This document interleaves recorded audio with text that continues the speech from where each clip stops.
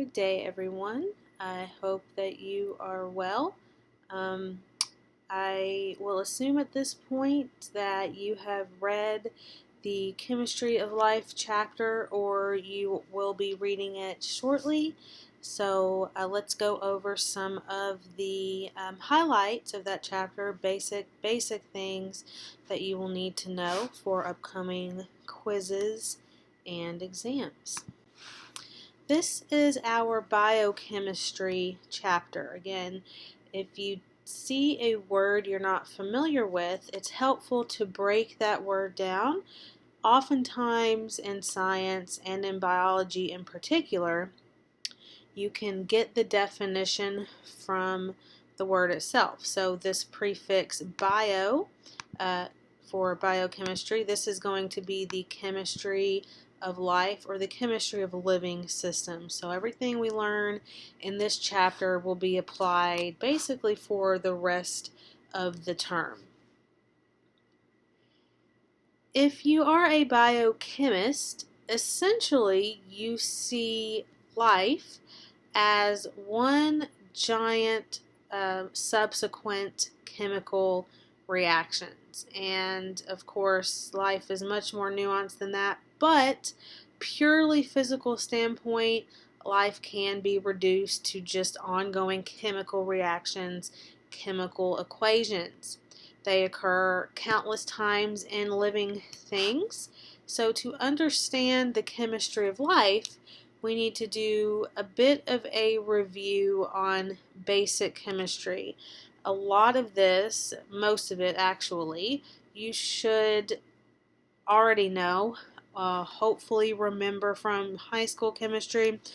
But if that's not the case, we will review it here. Definitely things that we will need to know to give us a foundation moving forward. Our first definition for this chapter is metabolism, and it is the total of all chemical reactions that occur in the body. So you've heard this term before, probably in a dietary sense, but the technical definition for us, chemical reactions, all of them that are occurring in your body. Let's say no charge at all. The number of protons in the middle have to equal the number of electrons in the valence shell. So plus 2 minus 2, that'll cancel each other out, making this a neutral atom. So we've all seen a periodic table of elements, and there is information on each one of these squares here. So if we were to just take a square, or let's circle this one here and zoom in, okay, we have 3 pieces of information. Some tables are more detailed than others, but for us, these 3 things are going to be most important. We have a top whole number, some letters in the middle, and then a bottom number, usually accompanied by 2 or 3 decimal points. This top number is the atomic number. That is the number of protons in the nucleus, and that is what will determine what element we're looking at. So if we go back to our example, we can count 1, 2 protons. So the atomic number for this element, this atom, is 2. So we just go and scroll on our table and find which element has an atomic number of 2. Simple enough. Then, of course, the atomic symbol is just a fancy term for the name of the element, usually abbreviated. So this would be helium, and so He is pretty intuitive. Some of them, though, don't match up in the English because they're German, usually German or Greek words. And then this bottom number is the atomic mass, and we will determine how to calculate that later, but this is all the information that we have on our periodic table. And when am I talking about material? I'm talking about the subatomic particles, the electrons, the protons, and the neutrons. That's the weight of all of that stuff in there. And again, that's already been calculated for us by the brilliant chemists that have helped us out in the past, so we don't have to worry about doing that ourselves. So how does this all relate to a biology class? Life is chemistry, and living things are composed of more elements than others. So for example, in living things, you will find at least 25 elements. So there are 25 of these 118 elements essential to human life and most life in general, I'll just say. And of that 25, there are 4 that are the main players. So I like to use the acronym CHON, C-H-O-N, if that helps you. Carbon, hydrogen, oxygen, and nitrogen. Those are the big 4 that make up the majority of living things. So we can see on this graph over here, the human body is pretty much only made up of oxygen, nitrogen, hydrogen, and carbon. Now, we do have trace amounts of other elements. Again, that's where that 25 comes in. But I will want you to know which 4 elements make up 96% of living things. And here we have the definition of a trace element. They're still required for life, but not in vast quantities. Just because they're required in tiny, minuscule amounts doesn't mean they're not important. For example, if you are deficient in one of these trace elements, you can succumb to illness and disease and quite possibly death. Iodine is a trace element, and if you are lacking in iodine, your thyroid, which is a butterfly-shaped organ here at the base of your neck, can become enlarged, engorged, and you will get what's called a goiter, or a big protrusion on your neck. It sort of swells from that lack of iodine. Here in America, that is not an issue. The government iodizes table salt. So next time you're at the store, go by the salt aisle and you will see right on there iodized table salt. So this element is added to our salt, so we get it in sufficient quantities. But places like Southeast Asia, for example, the soil is deficient in iodine, so this is much more prevalent there than, say, here in America where we are. Anemia is a disease when you do not have enough iron in your system. And again, iron is a trace element required for life. And if you are lacking in iron, you cannot transport enough oxygen throughout your body, and you will succumb to a variety of illnesses as a result of that. And also other congenital abnormalities. Congenital means in the womb, so when you're still forming in your mother's body. A myriad of disease and illness and deformities can occur. For example, spina bifida is a prevalent one if you do not take a prenatal, which has all of those in there. A couple other basic chemistry terms before we move on to our next topic. So we've defined elements and atoms, and we've taken a look at what those mean and how they relate to life. Elements can exist on their own. So for example, gold is just gold, just a bunch of gold atoms. But elements also can combine with other elements to form compounds. These are substances in a fixed ratio. So for example, compounds form when atoms of 2 or more different elements bond. All right, it has to be different elements here.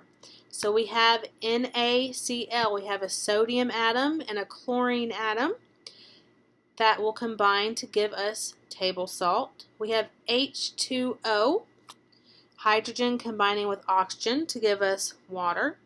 And then we have C6H12O6, which is actually a compound we'll become very familiar with later this semester. This is a simple sugar glucose.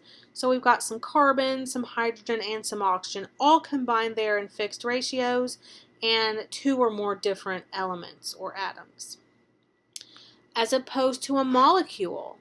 The definition of a molecule is when any two or more atoms bond. It can be the same atom, so oxygen bonded to itself, nitrogen bonded to itself, or again, you can have hydrogen and oxygen bonded, carbon, hydrogen, oxygen bonded, etc., etc. All compounds are by definition molecules, but not all molecules are compounds. So if that helps or not, but definitely commit these definitions to memory and be able to give me an example or two.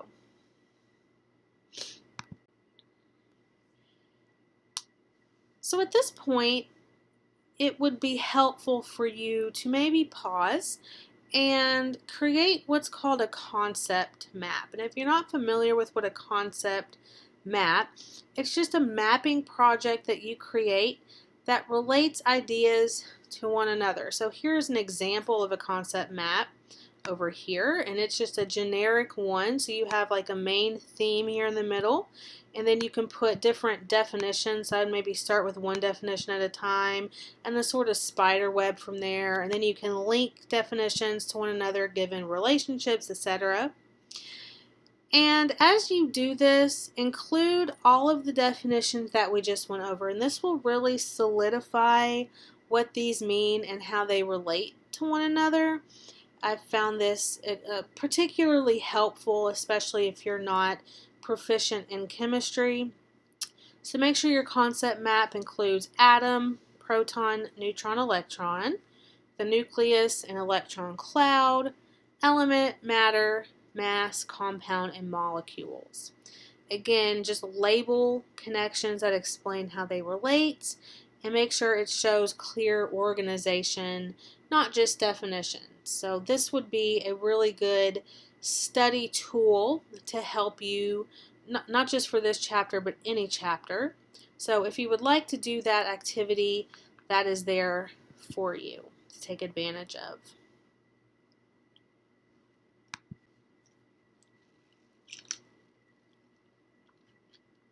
Using the foundational knowledge that we just established, we can now determine how compounds and how molecules are formed. So we've defined them, but now we need to look at the chemistry in action. Only electrons are involved in chemical reactions. Now, we do have like nuclear decay that happens in radioactive elements where elements can spit out neutrons and protons and become very unstable. That's not what we're talking about. That's sort of the fringe of what we're concerned with. For us especially, all right, we are only concerned with our negatively charged friends, the electrons. That's where chemistry occurs. The definition of a chemical reaction, again, so the very first slide we established that life is just a really big series of chemical reactions. It's whether or not electrons are being shared or transferred or not. So in order to determine what chemistry is occurring, we need to focus on what the electrons are doing. So that's all we need to concern ourselves with here. The different reactions result in atoms staying close together. It's a chemical bond. And there are three types that we will learn for this chapter: ionic, covalent, and hydrogen. Add positive and negative attracted. But these are just some more useful information that you can find on a periodic table. It just helps you out in terms of chemistry.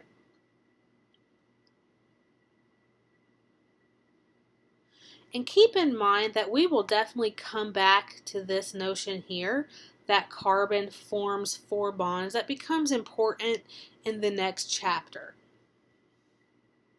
Hydrogen bonding occurs because water is polar, and that means that there are different charges within the same molecule.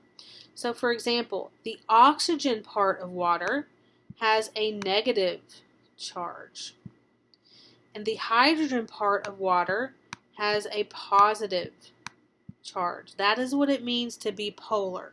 Just an unequal distribution of charge within the same molecule. So polar molecule, one unequal distribution.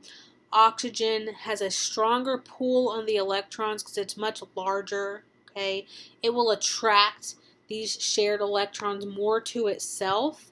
And again, what charge are electrons? They're negative. So the more negative energy goes toward the oxygen end, giving it an overall negative charge, a little force field around the oxygen. And because the electrons are being pulled more towards this end, well, that just leaves these little protons there. And if we remember back to the first slide, protons are positively charged. So that's what gives the hydrogen ends positive charges.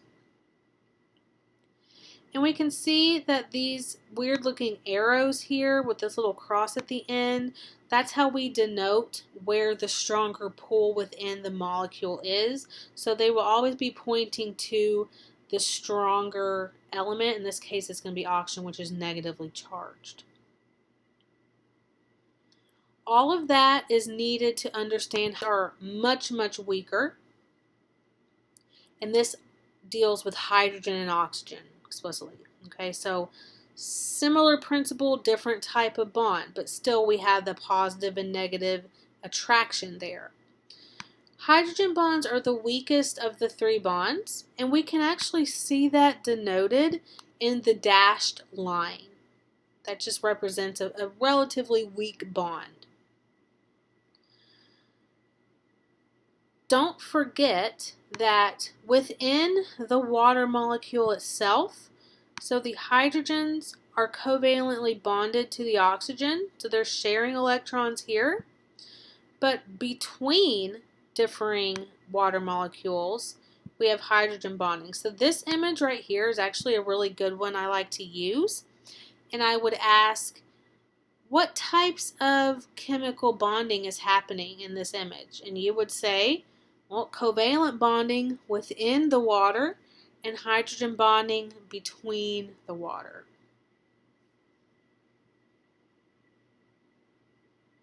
The reason why it is essential to understand hydrogen bonding is because this is what gives water its special properties. So a minute ago I said water is special, it's essential to life, and there's a reason why water is essential to life and not other liquids, let's say like alcohol or methane or natural gas, stuff like that. Life is tied to water and water is tied to life. The abundance of water in a region is why life on Earth is possible. Think of the oceans. The oceans host an abundance of life and different kinds of life. The rainforests are extremely wet and they have the most biodiversity on the land. The wetter an area is, the more life and the more types of life, and there's a reason for that.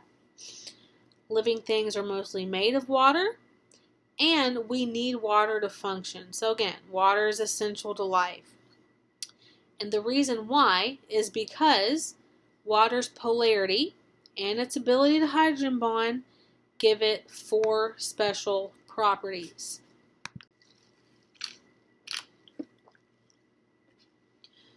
First special property is cohesion. So hydrogen bonds are weak electrical attractions between neighboring molecules. It essentially makes water sticky or stick to itself. Plants depend on this cohesion to get water from the roots to the leaves. So we have a saturation of water here at the roots, and the roots will draw water in. The plant does not expend energy getting water from the roots to the leaves. It would be too labor intensive. It wouldn't compute for the plant. It would spend too much energy doing that. But because water is cohesive, it essentially will follow itself up, sort of sidestep, all the way up, all the way up, all the way up, until it evaporates out. And it is the evaporation of that last molecule that will pull the next one up. So we can see here, all right, the weak electrical attractions in one molecule of water to the other will make it stick to itself, and that's what enables water to be pulled up and out throughout plants and allows the plant to function and thrive. This cohesive property gives water very high surface tension as well. So here's a really good example of surface tension. If you've ever seen beads of water, or you've ever seen leaves or insects floating on top of bodies of water, that is again a property of water being sticky. It sticks to itself because of its hydrogen bonding. And why does water hydrogen bond? Because it's polar. Second special property is temperature moderation. The Earth's big bodies of water, so the oceans, for example, act as thermostats. And why are they able to regulate temperature? Because of their hydrogen bonding. The bonds within the hydrogen bonding are able to absorb a lot of heat energy. And conversely, if it gets too cold, it is able to release that stored heat and essentially keep the globe at a relatively balmy temperature. So if it gets too hot in a region, the vast oceans will absorb extra heat, and it can essentially store that heat within those bonds. And then if it gets too cold, it can then re-release it. That's obviously very important to everything on the planet, but more specifically to us, this evaporative quality of temperature moderation keeps us from dying of heat stroke every time we were to exert ourselves. The principle of sweating, essentially this is when our bodies form water on the outside of our skin, and when that sweat evaporates, okay, all of that stored heat in the hydrogen bonds of our sweat is removed from our body as it evaporates out. So sweating takes heat away from the body. This evaporative cooling property that water has ensures that warm-blooded animals like us don't overheat and die. The third special property is the significance of ice floating, and that may not seem like it matters, but it is actually really, really important. And it's also really, really cool because of these weird properties water has. It does not behave like other liquids, like other counterpart liquids. When liquid water, so this image down here, gets to 32 degrees Fahrenheit or 0 degrees Celsius, freezing point of water. Instead of condensing inward, so usually the solid of a liquid is more dense or it's more heavy, instead of all these molecules becoming very tightly packed, which is what usually happens, they instead will puff out and form a crystal known as ice. So the freezing of water actually runs counter to other liquid properties. Ice becomes less dense, meaning the molecules are less tightly packed. We can see in ice structure that there's all of this space, all of this air, all these little air pockets that have now formed within ice. And it's all of these air pockets within ice that allows ice to float.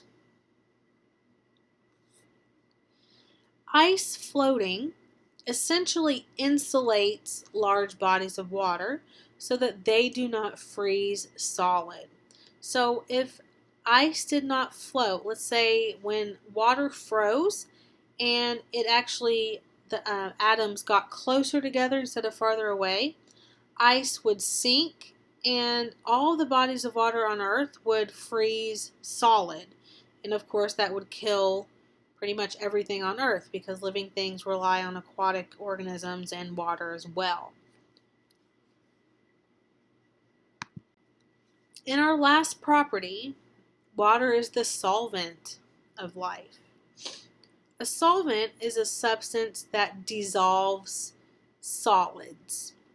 So our blood, for example, is a solution made up of little solid particles like salt and sugar, etc. Protein is a good one, carbohydrates, dissolved in a liquid medium called a solvent, and in this case, water is the solvent of our blood. So it's what has dissolved different things. And what allows water to be solvent of life? Its polar nature. So we can see what it means to dissolve something, and I touched on this earlier when we did ionic bonding. So here we have a compound of salt, or sodium chloride. So we can see this is an ionic bond. We've got our two ions, our two charged atoms that are attracted to one another. When we dissolve salt into water, essentially what we're doing, our water molecules are completely surrounding our ions, and it actually causes a separation in the ions. We can see that the positive part of water will be more attracted to the negative chlorine, and then the negative part of water will be more attracted to the positive sodium. And when these water molecules completely surround an ion, that is when it dissolves. That is when, if we dissolve some salt water or some salt into a cup of water, it looks like it disappears. It doesn't disappear because this is what's happening here. Okay, it essentially pulls those ions apart, completely surrounds the ions. And then, of course, what happens if the water evaporates? All the water leaves, and then these will come right back together. We can see solid salt crystals once more. So a really good critical thinking exercise for you to do, or just questions to ponder over the next week. What if water didn't exist? So could life as we know it exist without water? Why or why not? Which basic cellular processes would fail first if water disappeared? What property of water do you think is most essential and why? And would another liquid be able to replace water in living systems? So these are really good critical thinking questions, and it will actually help to solidify the little unit in the chapter on water. Last part of this chapter. The chemistry of water is essential for acids, bases, and pH. Now we'll see why that is in a moment. We've all probably heard of pH, or even maybe seen a pH scale. But what is it? pH, all right, we focus on the big H. It's a measure of the amount of hydrogen ions in a solution. And if we think back to the first couple slides, hydrogen ions are basically just little tiny positively charged particles. That's it. That's all hydrogen ions are. I'll draw that a little better. So a hydrogen ion, or H+, or the pH scale, is just a measure of positively charged subatomic particles, or protons. A chemical that releases these protons is an acid. A chemical that releases its counterpart, OH negative, is a base. Or you could say it, a chemical that absorbs protons is a base.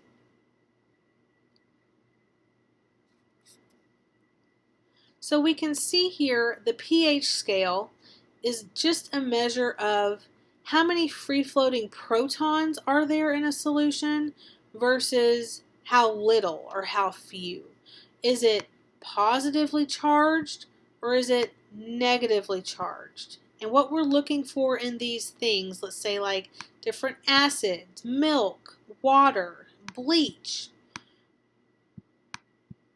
Does it have this ion, so the OH negative, which is the counterpart to a proton, or does it have this ion? Okay, we're looking at the overall charge of these things, and why are they negatively charged or positively charged? Well, basically what's in them. Does it have a lot of protons or a lot of these hydroxyl ions, or OH negative. Hydroxyl. OXYL.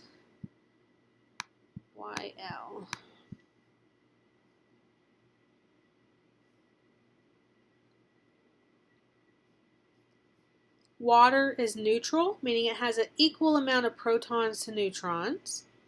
And we can see that human blood is going to be somewhere like just below water here.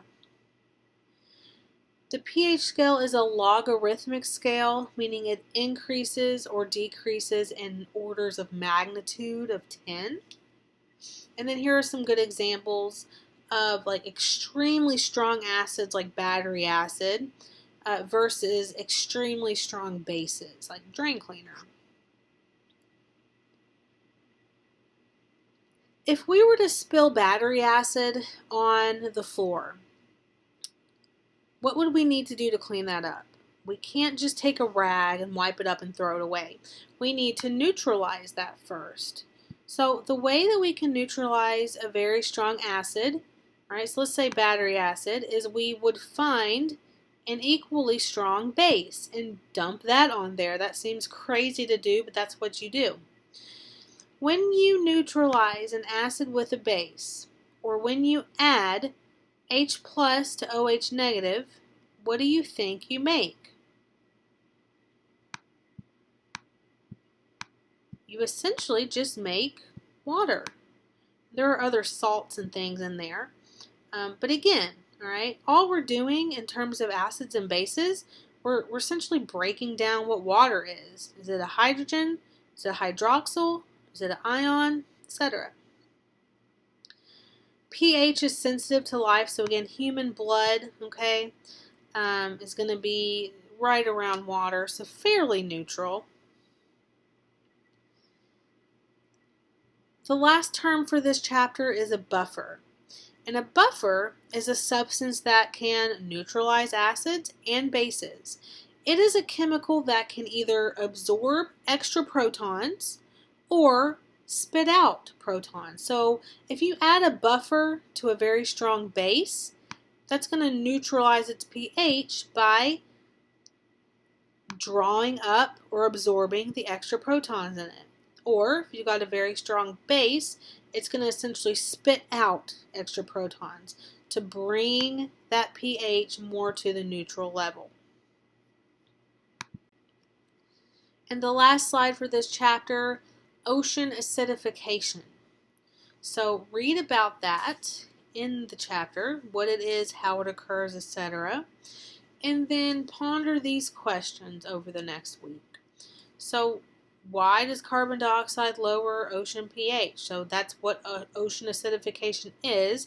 Make sure you understand the chemistry of that. And why do these small changes in pH matter? So why do living things, why are they sensitive to changes in pH? We now know what pH is. And then what does this have to do with marine life? How does ocean acidification affect them? What are the consequences? And what are we doing about it to stop it, for example? That's all I have for this chapter. Just remember to read the textbook for your primary study source. Use these PowerPoint slides as a summary or just a knowledge check. And I hope you have a wonderful rest of the week.